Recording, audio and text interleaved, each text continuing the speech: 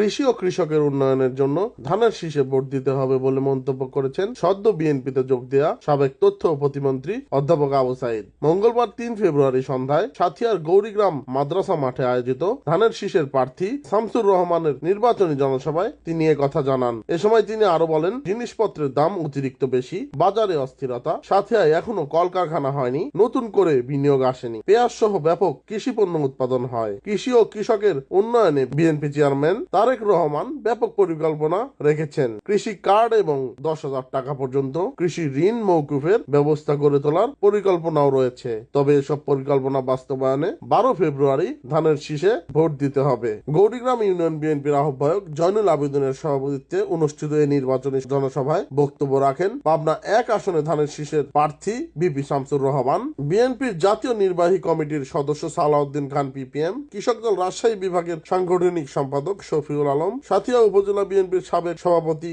AKM Morshed জ্যোতি সহ আরো অনেকে উপস্থিত ছিলেন।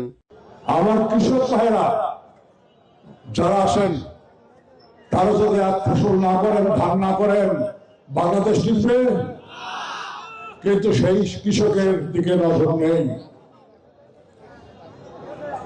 বাংলাদেশের এই ক্রান্তি লগ্নে কৃষকদের উন্নয়নের জন্য বিএনপির দেশ নায়ক তারেক রহমান সাহেব কর্মসূচি দিয়েছেন, অঙ্গীকার করেছেন যে আগামী দিনে বিএনপি ক্ষমতায় আসলে 10,000 টাকা পর্যন্ত কৃষি ঋণ মকুব করা হবে। এর সাথে আমি যোগ করে আজকে যিনি পদপ্রার্থী ধানের শীষের স্নেহনজর শামসুর রহমানকে বলতে চাই, যখন পেঁয়াজ ওঠে তখন দাম কম থাকে, সেই পেঁয়াজ দিয়ে যারা বাড়াই করে 3 মাস পরে দেখা যায় 1.5 গুণ দাম বেশি হয়ে গেছে। তাহলে কৃষকের লাভ কি? রোদে পুড়ে বৃষ্টিতে ভিজে কাদামাটি নিয়ে তারা চাষ করবে, আর মাঝখানে বসে আমরা সিন্ডিকেট করে তার লাভ নেব, এটা হতে পারে না। এটা বৈষম্য, এটা দূর করতে হবে। সেই বৈষম্যহীন সমাজ রাষ্ট্র গঠনের প্রতিজ্ঞা নিয়ে তারেক রহমান সাহেব মাঠে নেমেছেন।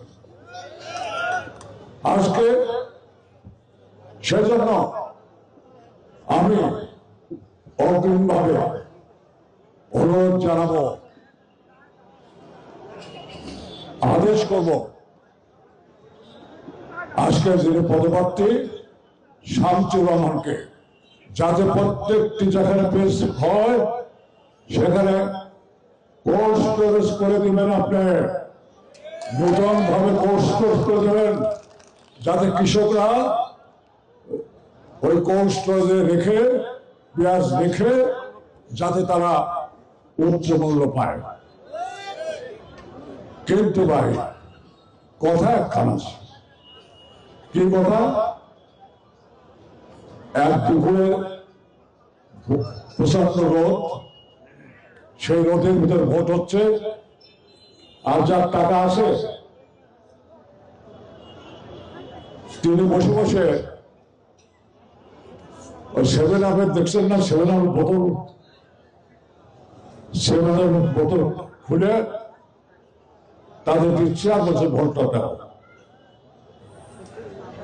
তো যখন বোতল খোলে তখন তো একটা শব্দ হয়, ফস করে শব্দ হয় না? শব্দ হয় ফস করে। ওই বোকা কৃষক ভোট দিয়ে আসার পরে যে মেয়ে ভাই আপনার যে বোতল দিয়েছিলাম খায় আবার বড়ই ভালো লাগছে, আর একটা বোতল দেন। ভোট তো শেষ, বোতলও শেষ।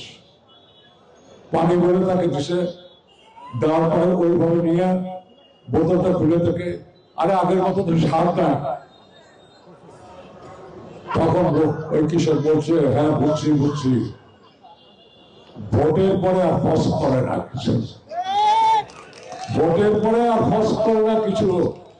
ওই বড় লোকেরা ভোটের সময় নানা প্রলোভন দিয়ে আপনাদের কাছে মিথ্যা প্রতিশ্রুতি দিয়ে তারা এসে ভোট চায়। আমাদের টাকা নাই, অর্থ নাই, কিচ্ছু নাই। আমাদের কি আছে? আমাদের ভালোবাসা আছে, আমাদের কি আছে, আমাদের ইমান আছে, আমাদের কি আছে, মানুষের অকৃত্রিম দুঃখ দুর্দশা দূর করার জন্য আমাদের কর্মসূচি আছে। প্রতিটি মেহনতি মানুষ, শ্রমিক, কৃষক, তাদের জন্য কর্মসূচি দিয়েছেন তারেক রহমান সাহেব।